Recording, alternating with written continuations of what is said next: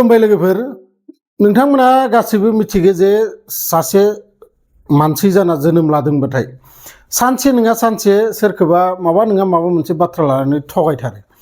नाथाय दिनै ओरैबायदि सासे स्पेशल सुबुंनि बाथ्रा जोङो बे भिडिअनि थ्रुयै आं नोंथांमोननो खोन्थागोन जाय सुबुङा गासै इन्डियाखौ ओरैबायदि थगायदों जायखौ नोंथांमोना सिमाङावबो सानस'नो हाया आरो बे सुबुङा जाबाय सोर गासैखौबो मिथिनो थाखाय भिडिअखौ जोबजासिम नोंथांमोना नायलांबानो जाबाय आं नोंथांमोननो डिटेल्सै खोन्थागोन बे सुबुङा माबोरै गासै इन्डियाखौ मोनसे मिसा बाथ्रानि टपिक गानहोदों आरो बे सुबुङानो जाबाय राघब चड्डा दिनै गासै ससियेल मिडियायाव राघब चड्डानि मुङा नोंथांमोना रिल्स नायबानो ओंखारगोन राघब चड्डाया माबोरै गासै इन्डियाखौ थगायखो बे राघब चड्डाया जाबाय सासे आम आदमी पार्टीनि एमपिमोन आरो बियो एमपि थानायनि समाव दाबो दोङो नाथाय मानो आङो पास्ट टेन्सखौ बाहायदो बेखौ नोंथांमोना उनाव मिथिगोन जेब्ला बियो आम आदमी पार्टीनि एमपिमोन अब्ला बियो गोरिबफोरनि थाखाय जेरै रिसार्चनि बिसयै बा जमेट'फोरा जेरै 10 मिनिट्सआव डेलिभारि खालामनांगौ 10 मिनिट्सआव डेलिभारि खालामनाय लोगो लोगो मा जायो सासे सुबुङा आर्जेन्ट जायो आरो गारिखौ खोब स्पिडाव सालायनो लागा जायो आरो बिनि थाखाय गोबां एक्सिडेन्ट जायो बा गोबां ओरैबायदि जायो जे कास्टमारा लानानै थांनायनि उनाव 10 मिनिटनि बारा जादोंबा बै जानाय बुस्थुखौ फिरायनाबो हरफिनो थिग बिदिनो जोंनि रिसार्चआ मानो 30 दिननि जाया मानो जोङो 28 दिननिल' रिसार्चआ मास मोनसेनि नामाव खालामनानै मानो जोङो 28 सानल' रिसार्च मोनो जोंनि इनकामिंआ मानो फ्रि जाया जोंनिनो मबाइल जोंनिनो सिम नाथाय आउटगोइंखौ नोंथांमोना रिसार्च गैयिनि फलाव दाननानै हो खोथा गैया नाथाय रिसार्च गैयिनि फलाव इनकामिंखौ मानो दानना होयो बेफोरबायदि पार्लियामेन्टआव बिराद मोजां मोजां बाथ्रा बिथाङा रायलायदोंमोन आरो बिनि फलाव ससियेल मिडियानि थ्रुयै बिखौ गोबाङानो बुंनो सानदोंमोन जे बुंदोंमोनबो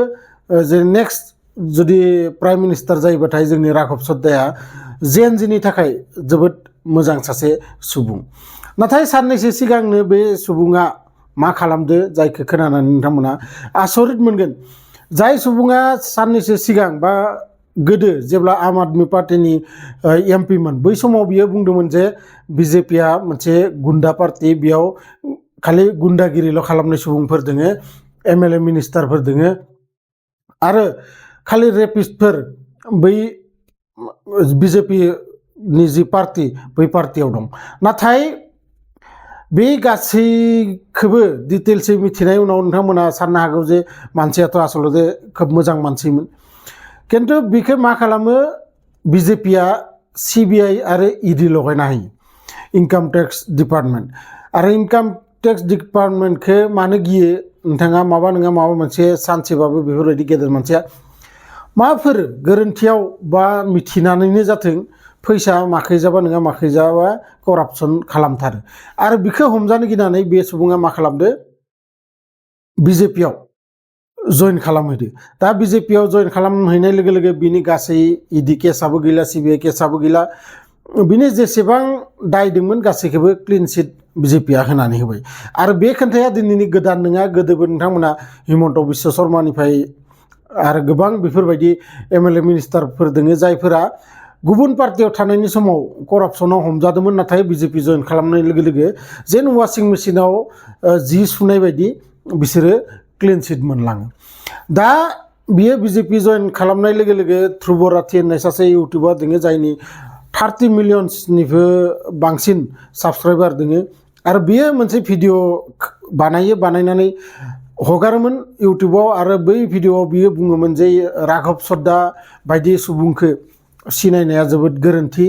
जायनि रुपा मोननै सायाव मोनसे रुप सिङाव मोनसे रुप बियो सायाव जोंनि सुबुंफोरखौ मोजां दिन्थियो नाथाय गोसो सिङावदि मा साननानै दंमोन दिनै बिखौ जोङो नुनो मोन्दों आरो बिनि उनावनो लोगो लोगो बिनि 2 मिलियन फलोवार्सआ इन्स्टाग्रामाव 12 मिलियन फलोवार्स दोङो बै राघब चड्डाया आरो दा 2 मिलियन फलोवार्सआ बिखौ आनफल' खालामना होदो जेनजि माने मा जेनजिया जाबाय जोंनि जि यंग जेनेरेसन आरो बै यंग जेनेरेसना जाबायदि नोंथांखौ गोजौ दिखांनो हागो बिदिनो नोंथांखौ गाहायावबो बोख्लायनो हागो नोंथांमोना बे राघब सरदारनि बिसय मा बुंनो सानो कमेन्ट बक्सआव लिरहरबानो जाबाय लोगो मोनगोन बिदिनो मोनसे इनफरमेटिभ भिडिअ लानानै नेक्स्ट भिडिअआव अब्लासिम गोजोन्थों।